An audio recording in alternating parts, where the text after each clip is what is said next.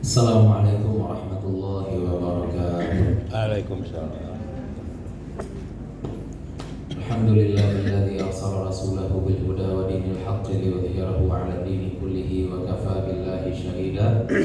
Asyhadu an la ilaha illallah wahdahu la syarika lahu wa asyhadu anna Muhammadan 'abduhu wa rasuluh. Allahumma shalli wa sallim wa barik 'ala hadzal nabiyyil karim wa ala alihi wa sahbihi wa man tabi'ahum bi ihsanin ila yaumiddin. Fa nawayna ta'alluma wa ta'lim wa naf'a wal intifa' wal ifadata wal istifadah wal hatha 'ala tamassuki bi kitabillahi ta'ala wa bi sunnati nabiyhi sallallahu alaihi wasallam wa du'a ila al-huda wa dilalata 'ala al-khair ibtigha'a mardatillahi wa sawabihi wa qurbihi. Allahumma 'allimna ma yanfa'una wanfa'na bima 'allamtana wa zidna ilma. Bapak-bapak, Ibu, para guru, para jamaah yang dimuliakan Allah, puji syukur kehadirat Allah Subhanahu wa taala, salawat dan salam mudah-mudahan selalu tercurah untuk Nabi Muhammad sallallahu alaihi wasallam. Mudah-mudahan dilimpahkan pula untuk keluarga dan para sahabat beliau serta kepada siapapun yang telah menyampaikan ajaran beliau kepada kita. Mudah-mudahan kita, keluarga kita, anak cucu kita semuanya tetap berpegang teguh kepada apa yang telah dibawa oleh Nabi Muhammad SAW, sehingga nanti di akhirat kita bisa mendapatkan syafaat dari beliau. Bapak Ibu yang dimuliakan Allah, pada pertemuan sebelumnya kita sudah membahas tentang penyempurna sholat, ya, sujud sahwi, sujud syukur, sujud tilawah. Malam hari ini kita masuk dalam pembahasan baru, yaitu sholat jamaah. Ada pembahasan sholat, ada lagi pembahasan sholat jamaah. Kalau sholat itu yang 5 waktu hukumnya wajib fardu ain. Tapi kalau sholat jamaah ini hukumnya bisa kita lihat dari 2 sudut pandang. Kalau kita lihat dari sudut pandang personal, ya, sudut pandang perseorangan kita, maka hukum sholat berjamaah itu adalah sunnah. Kalau perseorangan, ya, kenapa? Karena Nabi SAW katakan, sholatul jamaati khairun min sholatil fardhi bi 27 darajah. Sholat berjamaah itu lebih baik daripada sholat sendiri 27 derajat. Berarti sholat berjamaah itu 20 derajat. Kalau sholat sendiri berapa derajat? Nah, kan lah itu derajatnya, ya. Baiklah, ya baik. Kalau sholat jamaah lebih baik, berarti sholat sendiri baik. Ini untuk perseorangan, ya, kita ingin tegaskan ini untuk perseorangan. Tapi kalau kita sudah mengkaji komunitas, kalau ada sekelompok muslim tinggal 3 orang misalkan, maka ketika itu sholat berjamaah hukumnya adalah fardu kifayah. Hukumnya adalah fardu kifayah. Ini sholat jamaah 5 waktu, ya Bu, ya. Sholat berjamaah untuk 5 waktu hukumnya adalah fardu kifayah. Ini kita akan sampaikan beberapa dalil. Di antaranya adalah surat An-Nisa ayat 102. Allah Subhanahu wa taala katakan, "Wa idza kunta fihim fa aqamta lahumus salata faltaqum ta'ifatum minhum ma'ak." Dan jika engkau ada pada mereka dan engkau dirikan bagi mereka salat, maka hendaklah berdiri ikut salat satu kelompok dari mereka bersama engkau. Ini posisinya dalam sholat khauf. Dalam peperangan bahkan sholat berjamaah tetap dianjurkan. Dalam peperangan tetap dianjurkan, walaupun tata caranya tentu saja dengan tata cara khusus, tergantung di mana posisi lawan.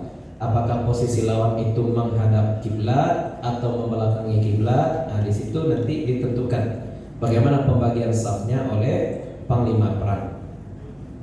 Apalagi tadi yang kita sampaikan, sholat berjamaah itu lebih baik daripada sholat sendiri-sendiri 27 derajat.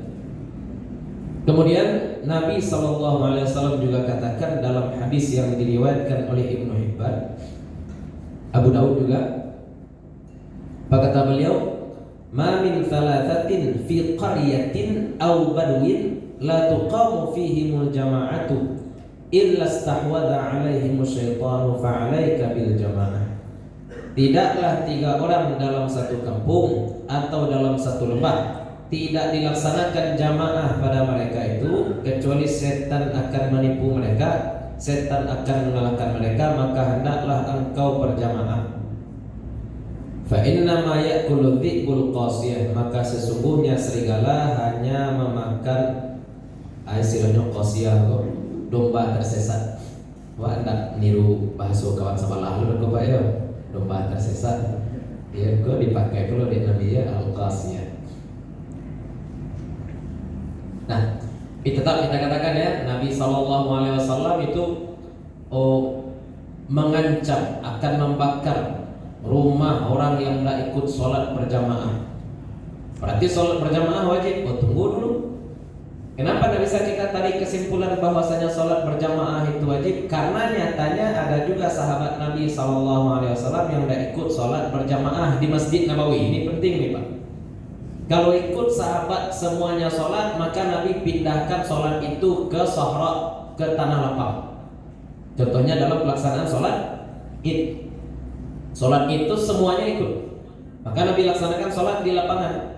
Tapi hari-hari Nabi SAW sholat cuma di Masjid Nabawi, dan Masjid Nabawi dulu tidak sebesar sekarang. Pasti ada juga sahabat yang sholat di rumah. Berarti kenapa Nabi tidak bakar rumahnya? Karena Nabi sudah nampak, andai di masjid sudah tampak syiar, andai di masjid tadi sudah tampak syiar, maka sudah gugur kewajiban sholat berjamaah untuk satu kampung. Ya, andai sudah tampak syiar, maka gugur kewajiban berjamaah dalam satu kampung. Tapi kalau tidak nampak syiar, walaupun mereka berjamaah di masjid, bagaimana tidak tampak syiar? Yang azan nyoyo, yang imam nyoyo, ya makmum tidak do, ya syiar azannya ada, tapi sholat jamaahnya tidak ada. Imam saja satu yang hadir, tambah ibu-ibu berdua, tidak ada syiar. Ya, tidak ada syiar, mesti tampak syiar. Syiar itu berapa ya? Hitung-hitungan banyak. Kalau hitung-hitungan mutawatir berarti setidaknya ada 10 orang. Kalau menurut pendapat yang lain, mutawatir itu ada yang menyatakan mesti 40 orang. Pokoknya tampak syiar kalau kampung ini bukan kampung orang-orang kafir, tapi kampungnya adalah kampung orang Islam. Ustaz, dalam surat Al-Baqarah Allah Subhanahu wa taala berfirman apa? Wa aqimus salata wa atuz zakata warka'u ma'ar raki'in. Ada warka'u ma'ar raki'in. Rukuklah kamu bersama orang-orang yang ruku. Ini adalah dalil bahwasanya salat berjamaah itu wajib. Iya, kita sepakat salat berjamaah itu wajib, tapi wajibnya kifayah. Dan ayat ini penting kita tahu dulu Bapak Ibu, itu ayat khitabnya adalah kepada Bani Israel. Pangkal ayatnya di atas apa? Ya Bani Israel, adkuru ni'mati allati an'amtu 'alaikum wa aufu bi'ahdi ufi bi'ahdikum wa iyaya farhabun. Kenapa? Karena memang Bani Israel tidak sah sholat kecuali di masjid. Itu berbeda dengan Nabi Muhammad SAW.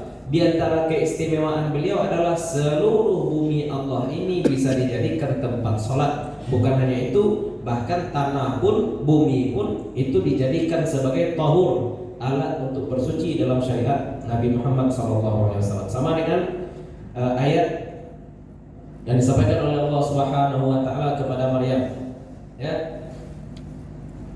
Ya Maryam uqnuti li rabbiki wasjudi warka'i ma'ar raki'in. Itu juga adalah ayat yang dikhitabkan, disampaikan kepada Maryam. Maryam memang ketika itu masih memakai syariat Nabi-Nabi Bani Israel. Dan telah kita sampaikan tadi, salatnya kalangan Bani Israel itu berbeda dengan salat kaum muslimin. Nah, balik kepada yang tadi, salat berjamaah untuk 5 waktu hukumnya fardu kifayah. Kalau di satu kampung tidak dilaksanakan salat berjamaah 5 waktu, maka satu kampung berdosa, kecuali ada uzur, dan uzurnya nanti insya Allah akan kita sampaikan. Tapi tidak selamanya salat berjamaah itu fardu kifayah. Ada kalanya salat berjamaah itu hukumnya fardu ain. Maksud fardu ain apa? sholatnya bahkan tidak sah jika dilakukan sendiri-sendiri. Sholat apa itu? Sholat Jumat. Ya, harus berjamaah. Sholat Jumat tidak ada cerita suram saja. Atau bayu-bayu saja nyuju anaknya di rumah enggak. Ayah imam bangan berbahaya enggak cerita. Yang ketiga misalkan, kau nak nazar, kau nak khutbah, ayah nak jadi imam. Ustaz dalam mazhab Hanafi mulia, awak nak ke mazhab Hanafi. Ya, dulu kau mana kalau madiknya saja enggak kan jamaah kau minimal 2 Ustaz. Kalau boleh itu berdua enggak. Kalau sholat Jumat nanti kita sampaikan ada syarat-syarat lain di atas sholat jamaah untuk pelaksanaan sholat Jumat. Nah, sholat Jumat ini adalah kewajiban seluruh laki-laki ya. Bahkan kalau tidak hadir 3 kali sholat Jumat itu kalau zaman dahulu dianggap pengkhianat,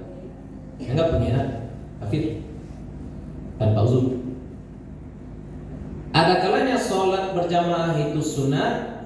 Apa contohnya? Tadi kita sampaikan bagi personal sholat jamaah 5 waktu atau sholat jenazah. Maksudnya apa? Sholat jenazah kalau dilakukan oleh 1 orang saja sholatnya sah juga Pak.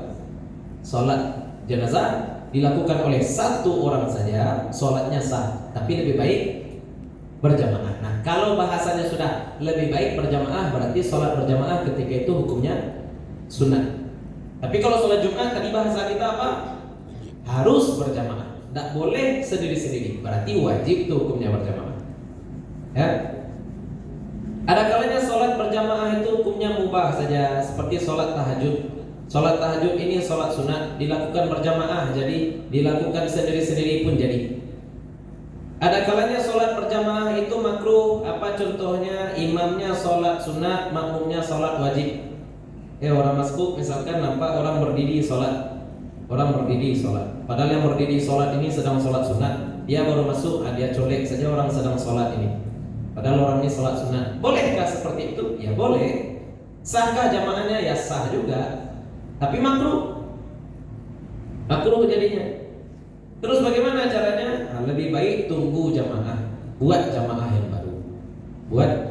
baru. Yakin kita ya dapat imam dan makmum dari takbir sampai salam. Colek-colek ini kurang baik Pak ya. Colek-colek imam itu kurang baik. Kecuali kita susah mendapatkan kawan sholat ya. Kalau ada kawan sholat maka buatlah jamaah baru, itu lebih baik daripada colek-colek orang yang sedang sholat. Kenapa?